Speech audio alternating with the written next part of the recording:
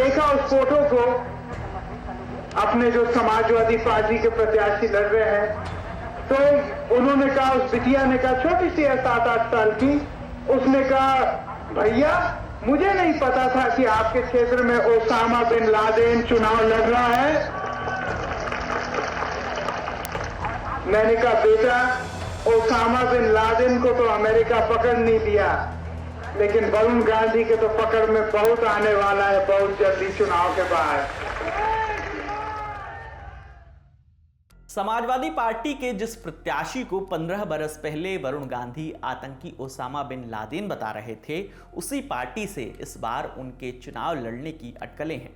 2009 में तब बीजेपी के फायरब्रांड नेता वरुण गांधी ने पहली बार लोकसभा का चुनाव लड़ा था और जीता भी था। अब वो अपनी ही पार्टी को घेरने से नहीं चूकते हैं। उनके इन्हीं तेवरों के चलते कयास लगाए जा रहे हैं कि उत्तर प्रदेश की पीलीभीत सीट से इस बार बीजेपी उनका टिकट काट सकती है। सपा से वरुण गांधी को टिकट मिलेगा या नहीं, इस सवाल को सपा अध्यक्ष अखिलेश यादव सिरे से खारिज नहीं कर रहे हैं। दूसरी पार्टी का मैं क्या जानूं, किसकी टिकट मिल रही है, किसकी कट रही है। बिहार में मोदी का हमारा संगठन तय करेगा कि क्या निर्णय लेना है उसमें। अखिलेश के बयान से लगता है कि वरुण के लिए दरवाजे खुले हैं। इंडिया टुडे से जुड़े सौरभ पांडे ने जब इस बारे में पीलीभीत से सपा के जिला अध्यक्ष जगदेव सिंह जग्गा से बात की तो उन्होंने बताया कि 6 से ज्यादा उम्मीदवारों के बारे में चर्चा हुई है, जिसमें वरुण गांधी का नाम भी शामिल है। वरुण गांधी इस सीट से 2 बार के सांसद हैं। 2009 और 2019 में वो इस सीट से जीते। 2014 में वो सुल्तानपुर सीट से सांसद बने थे। राहुल गांधी के चचेरे भाई वरुण और उनकी मां मेनका का पीलीभीत सीट से खास रिश्ता रहा है। वरुण से पहले उनकी मां यहां से सांसद रहीं। दरअसल वरुण गांधी की कहानी जो है वो परिस्थितियों से के हिसाब से चलती आ रही है। वो जिस वक्त उनका जन्म हुआ और उसके 6 महीने के बाद में संजय गांधी एक हवाई दुर्घटना में उनका निधन हो गया और उसके बाद 1 साल के करीब इंदिरा गांधी के घर में इंदिरा गांधी और मेनका गांधी की नहीं बनी और राजनीतिक रूप से वो अलग हो गए।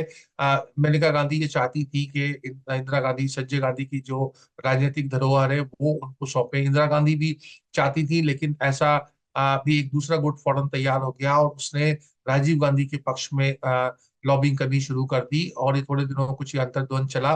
50 सांसदों ने जिसमें शिवराज पाटिल जो थे वो सबसे आगे थे और ऐसा कहा जाता है कि उसमें सोनिया गांधी का भी रोल था। उन्होंने जाके इंदिरा गांधी से कहा कि वो मेनका गांधी उन्हें कबूल नहीं है और वो कांग्रेस जन जो चाहते हैं कि राजीव गांधी राजनीति में आए। तो उससे फिर मेनका गांधी ने भी अपने राजनीतिक तेवर दिखाए। उन्होंने एक सम्मेलन किया जिसमें उन्होंने, इंदिरा गांधी इंग्लैंड में थी, उनकी मर्जी के बिना किया और स्पीच में ऐसी बातें कही जो इंदिरा गांधी को बहुत खटकी। और फिर वो धीरेन्द्र ब्रह्मचारी जो इंदिरा गांधी के करीब थे और के दावर के जरिए उनसे कहा गया कि आप घर छोड़ के चले जाए।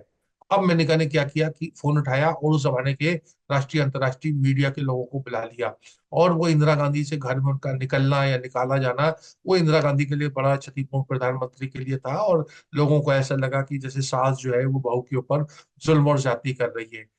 कुछ समय तक वरुण गांधी जो थे, जब तक इंदिरा गांधी जिंदा रही, वो जाते रहते थे। इंदिरा गांधी को अपने पोते से बहुत प्यार था और वो हर शनिवार को या 10-15 दिन में वो उनको बुलाती थी और मेनका भी भेजती थी। ये बात जो थी राजीव गांधी के समय भी चलती रही। राजीव गांधी भी बहुत उनको प्रेम करते थे वरुण गांधी को, लेकिन राजीव गांधी की हत्या के बाद में जो राजनीति हुआ और उसके बाद में फिर वो रास्ता बंद हो गया। बल्कि राजीव गांधी के जीवन में ही मेनका गांधी 1989 में उनके खिलाफ चुनाव लड़ी तो तमाम चीजें ऐसी हो गई कि जिससे वरुण का आना जाना कम हो गया। तो इसलिए वरुण गांधी को जो था उस तरह की राजनीतिक संस्कृति कांग्रेस की नहीं मिली और न उसकी गुंजाइश रही। मैं उसका गवाह हूँ, साक्षी हूँ। कई बार वरुण गांधी की तरफ से कोशिश हुई अलग अलग समय, कभी कमलनाथ के जरिए, कभी रामविलास पासवान जो सोनिया गांधी के पड़ोसी थे उनके जरिए कई बार उन्होंने कोशिश की कि थोड़ा सा कांग्रेस में आने का मिले, लेकिन सोनिया गांधी और कांग्रेस का विवेक हमेशा ये रहा कि मेनका गांधी के होते हुए ये संभव नहीं है। पिछले कुछ वक्त से वरुण गांधी बीजेपी में रहते हुए मोदी और योगी सरकार पर सवाल उठाते रहे। यही वजह है कि उनका टिकट कटना अब तय माना जा रहा है। मैंने अखबार में पढ़ा कि इतने लाख करोड़ रुपए लोगों के माफ हुए, किनके? बड़े बड़े उद्योगपति। ठीक है, अब मैं एक बात पूछना चाहता हूँ। मैं समझ सकता हूँ कि उद्योगपति के लोन इसलिए दिए जाते हैं क्योंकि उनके द्वारा रोजगार पैदा होता है, ठीक है। लेकिन मैं एक बात पूछता हूँ, काले मंदिर में कितने लोग यहाँ हैं जिनके ऊपर कोई ना कोई लोन है, छोटा बड़ा हाथ खड़ा करिए, जिनके ऊपर कोई ना कोई लोन है। ईमानदारी से बहुत लोग डर रहे हैं, हाथ खड़ा नहीं करते। कितने लोग यहाँ पे उपस्थित हैं जिनके ऊपर कोई ना कोई लोन है, हाथ खड़ा करें। कम से कम 15-20 हाथ उठे और बहुत सारे लोग डर के मारे हाथ नहीं उठाए। आपके बुजुर्ग और हमारे बुजुर्ग एक बात कहते थे कि एक ऐसा हिंदुस्तान बनेगा आजादी के बाद जिसमें किसी हिंदुस्तानी को दूसरे के सामने झुकना नहीं पड़ेगा। लेकिन आज अफसोस की बात यह है कि जब आप सरकारी विभाग में जाते हैं या पुलिस थाने में जाते हैं तो आपको अपने दिल पर पत्थर रख के अपनी बात रखनी पड़ती है। वरुण गांधी 2004 में बीजेपी में शामिल हुए, 2009 में सांसद बने। बीजेपी में गांधी होना उनके लिए प्लस पॉइंट भी रहा और माइनस भी। कहा जाता है कि वो सीएम बनना चाहते थे। पिछले 15 सालों में बहुत कुछ बदल गया। वरुण गांधी भी।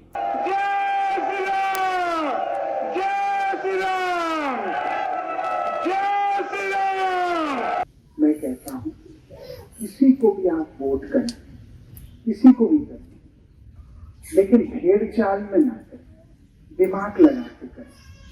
ये नहीं कि कोई आया भारत माता की जय बोल दिया, जय श्री राम बोल दिया, आपने वोट डाल दी, क्योंकि उसके बाद आपकी गिनती भी वैसी हो जाएगी जैसे कि आप लोग एक मनुष्य, एक आत्मा नहीं हो, आप लोग बस एक संख्या। मैं नहीं चाहता हूं कि आप एक संख्या बने। पीलीभीत जो सीट है यूपी की, वो उन 8 सीटों में से एक है जहां पर पहले चरण में यानी 19 अप्रैल को चुनाव होने हैं। नामांकन शुरू हो चुके हैं। वहीं चर्चा है कि बीजेपी में कांग्रेस छोड़कर आए जितिन प्रसाद को पार्टी जो है पीलीभीत से उतार सकती है। नामांकन की आखिरी तारीख 27 मार्च है। ये देखना दिलचस्प होगा कि बीजेपी से एक गांधी का टिकट कटेगा या उनके बने रहने की गुंजाइश बाकी है।